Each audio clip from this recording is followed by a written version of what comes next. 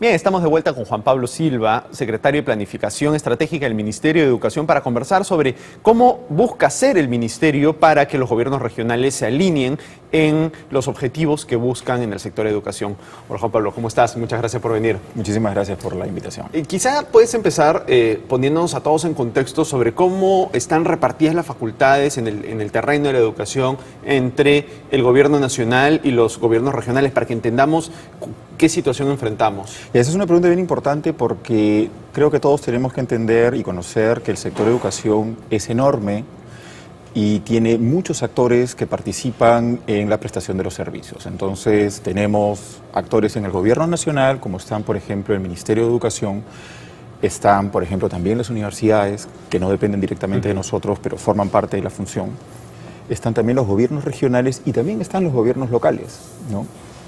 Para que tengas una idea, el presupuesto total del sector de educación es alrededor de 22.000 millones de soles. Ajá. ¿Ya? Y en el gobierno nacional, a cargo del Ministerio de Educación, estamos alrededor de 6.000. Entonces, gran parte de este presupuesto se ejecuta a través de lo que realizan gobiernos regionales y locales. Y que, para explicarles a los televidentes, ese presupuesto, por ejemplo, que son manejados por gobiernos regionales y locales, no depende del ministro de Educación. Ellos tienen su propio presupuesto. Así es. Entonces, las decisiones respecto a cómo asignarlo, cómo trabajarlo, cómo impulsarlo, cómo apurarlo, dependen de los jefes de los pliegos, se les llama, ¿no? Los presidentes regionales, los alcaldes, etc. Muy bien. Entonces, acá nosotros enfrentamos un reto de cómo organizar el sector de manera que estos diferentes actores puedan actuar articuladamente. Claro. Imagínate, pues, ¿no?, que tú tienes diferentes jefes, ¿no?, y que no siempre están alineados en las tareas, en los tiempos y en los objetivos. Claro. Ahora, ¿qué tipo de funciones específicas realizan los gobiernos regionales en temas de educación? Por ponerte un ejemplo, en lo que tenga que ver con la distribución de materiales, ¿no? Entonces, nosotros tenemos que llevar materiales, cuadernos de trabajo, textos, hasta el aula. Que son diseñados o aprobados por el Minedu, ¿no? Es correcto. Entonces, el Ministerio de Educación lo que hace es diseña los materiales en el marco de la política, hace una licitación, compra los materiales y luego los distribuye, pero no los distribuye hasta el aula, los distribuye hasta lo que se llama la dirección regional y las UGELES, que son los órganos intermedios que están, si quieres, entre el ministerio y el aula. Y esas direcciones regionales y UGELES no dependen presupuestalmente del ministerio, sino de las regiones. Entonces, ahí el punto es que no siempre se tiene alineado ese proceso. Entonces, es como decirte, nosotros tenemos que ver con una parte del proceso de distribución y la otra parte tiene que ver con estos órganos intermedios. O sea, ustedes, por ejemplo, diseñan los materiales, se encargan de que lleguen hasta las UGELES, y las UGELES, que presupuestalmente dependen de los gobiernos regionales, se encargan de que esos materiales lleguen a la mano de los niños, ¿no? Y como eso, en casi todas los temas que tienen que ver con educación, ustedes tienen parte de la responsabilidad, pero digamos, aguas abajo, la región se encarga de la parte más, no sé, logística, operativa, ¿no? Efectivamente, ¿no? Y otro ejemplo, digamos, que también es importante, tiene que ver con la gestión de las plazas y el número de profesores, en donde nosotros en el Ministerio de Educación centralizamos la aprobación de las nuevas plazas. Cuando, por ejemplo, hay un colegio que le va bien y requiere más profesores, entonces requiere más plazas. O, por ejemplo, nosotros queremos ampliar la cobertura en educación inicial, no solamente necesitamos el centro educativo, también necesitamos el profesor y una serie de materiales. Muy bien. Esa evaluación está a cargo del Ministerio de Educación. Pero también, y ahí tú fijas el presupuesto para el siguiente ejercicio fiscal, pero, por ejemplo, también en tema de las funciones, las UGELs, ¿no?, y las direcciones regionales tienen que decidir sobre una cosa que es muy importante: cómo tú reasignas a los profesores. Porque la matrícula se mueve. Entonces, los chicos que están en un colegio, de repente los papás deciden llevarlos a un colegio. Otro. Exacto. Entonces, ¿qué es lo que tienes que hacer? Reasignar a los profesores. Y eso, bueno, no siempre se hace, ese es otro tema, pero es un ejemplo también de cómo nosotros tenemos diversas acciones y funciones que dependen de diversos actores. Entonces, acá, ¿qué es lo que nosotros necesitamos? Herramientas con una orientación por resultados, con evaluación y con incentivos que nos permitan alinear todo este proceso. ¿Y ustedes han diseñado una suerte de sistema de bonos presupuestarios o algo así, no en función, que se los entregan a las regiones en función de cómo cumplen una serie de metas que ustedes les han puesto, correcto? Efectivamente. Esto fue aprobado en la ley de presupuesto de este año, se llaman los compromisos de gestión, y tenemos en el Ministerio de Educación casi 154 millones de soles que van a ser destinados a todas las UGELES, estos órganos que están en las regiones y en las provincias, que cumplan con metas. Y que cumplan con metas que están enmarcadas en una serie de compromisos asociados al buen inicio del año escolar. Ahora, ¿qué es lo que miden para saber si las regiones están funcionando bien?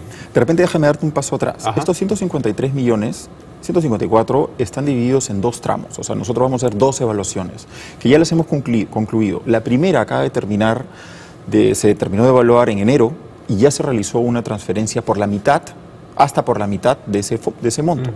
Pero solamente cumplieron el 85%, lo cual es un buen número. Entonces estamos transfiriendo 62 millones de soles a los que cumplieron. Okay. La segunda parte acaba de culminar el 28 de febrero y en las próximas semanas vamos a tramitar el decreto supremo.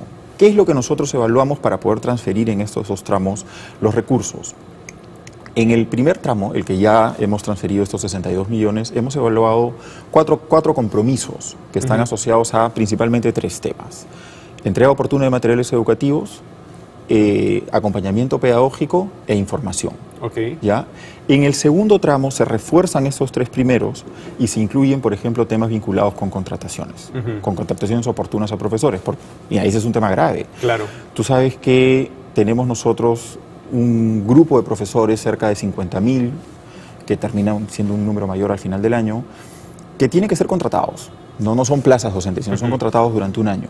Y muchos de ellos terminan de lograr tener sus contratos en la segunda mitad del año. Claro. El año pasado, por ponerte un ejemplo, en el 2012 solamente el 30% tuvo un contrato oportuno antes de comenzar las clases. Y eso depende de las UGELs, ¿cierto? Sí. Entonces, con estos compromisos de gestión sobre este punto que te estoy señalando, ahora el 85% de los profesores tienen su contrato antes de comenzar las clases. Ahora, hay algo que me da que pensar toda esta situación que tú cuentas, y es que ustedes están tratando de alinear la labor de los gobiernos regionales, pero ¿no sería quizá más fácil si lo que hiciesen fuese darle más poder a los directores? Porque, por ejemplo, en el caso que tú me pones de la contratación de los profesores, un director no puede decidir por sí solo, yo contrato a este profesor, no contrato a este profesor, o como el caso que tú me has puesto, yo lleno esta vacante, no lleno esta vacante, ¿no? Entonces, la situación a la que se enfrentan muchos directores es, yo tengo que lidiar con la burocracia del UGEL, ¿no? Y tengo que esperar que el Ministerio de Educación ponga raya al UGEL para resolver un tema tan cotidiano como una contratación de profesor. ¿No tendría más sentido pensar en una reforma más grande donde se le dé más poder a los directores? Y claro, que los directores estén sujetos a metas evaluadas por el ministerio, ¿no? Pero, digamos, donde se corte este intermediario, pues que diese la impresión que genera más bien mucha burocracia. Yo lo que te diría es, nosotros necesitamos burocracia buena, burocracia eficiente.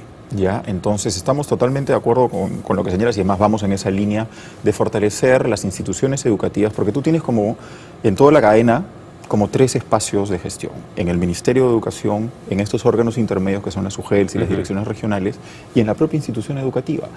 Tú lo que tienes que hacer es fortalecer los 3 porque sí los necesitas. O sea, finalmente tú no puedes tener, por ejemplo, decisiones a cargo de los directores respecto a la reasignación de profesores entre centros educativos. Hay un problema de incentivos, ¿te das cuenta? Claro. Tú sí necesitas a alguien que más o menos que te dé la pauta, que tiene que trabajar bien. Ese nivel, ¿no? Pero yo conversaba con un director escolar que lo que me decía es, oye, yo no puedo decidir si pintar de nuevo el colegio, reparar una pared que se está cayendo de manera autónoma. La decisión tiene que subir hasta otras instancias y claro, yo lo entiendo, digamos, para los fines que tú estás señalando, pero para cosas tan cotidianas como, por ejemplo, se cae una pared, vamos a repararla o vamos a acondicionar una nueva aula o algo.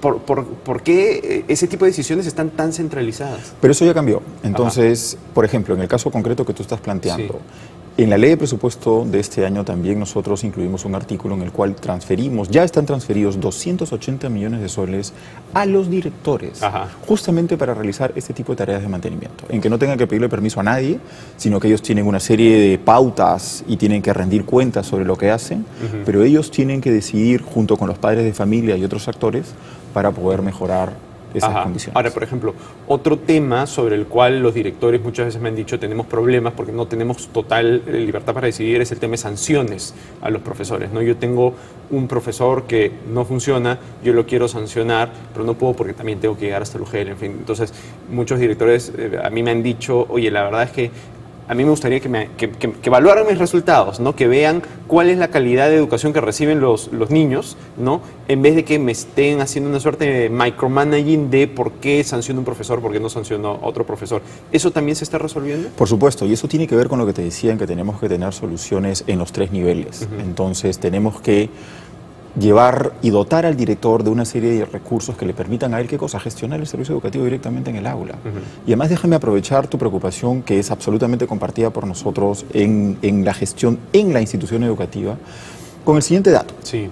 Nosotros tenemos a nivel nacional 45.000 trabajadores de apoyo administrativo, ¿no? Estamos pensando pues en lo que deberían ser los directores, la persona que nos ayuda a administrar el sistema, porque tú no puedes imaginarte dictar clases o administrar un colegio únicamente con un profesor. Necesitas un montón de cosas. Tenemos 45.000. Nosotros tenemos más de 50.000 colegios.